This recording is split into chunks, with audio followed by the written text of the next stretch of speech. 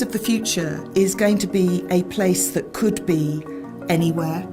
It's going to be a place that you do not go to all the time. We need to be fully flexible in our outlook about how offices are used and where we work. But at the core of this debate about workers is that everybody wants to understand why they're being asked to do the work and to do the work fairly in a way that meets the era we're in. And that era I call the nowhere office, because we need to embrace the fact that we are nowhere where we were and we are going to the next phase of work.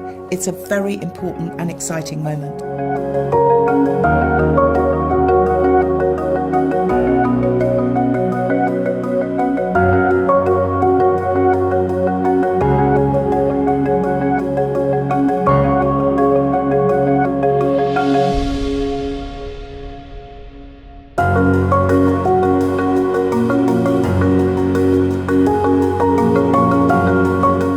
It's actually not the workers that need to change, it's the leaders. They need to learn to listen.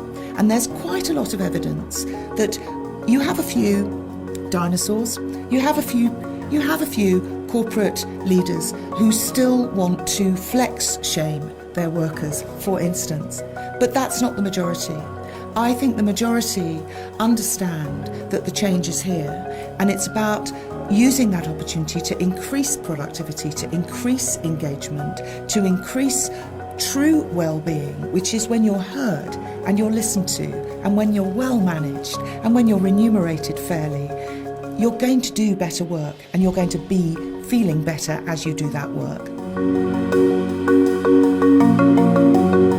Of course, there is great inequality in the workforces, and there are what I call hybrid haves and hybrid have-nots. There are often people working in the same workforce who are unable to work flexibly, which causes resentments and difficulties.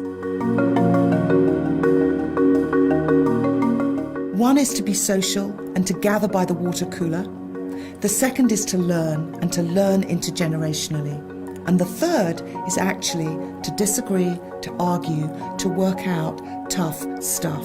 And you may find that the demographic I call the learners, the early stage entrance to the job market, might need more immersive periods in the office than the elder generation I call the leavers.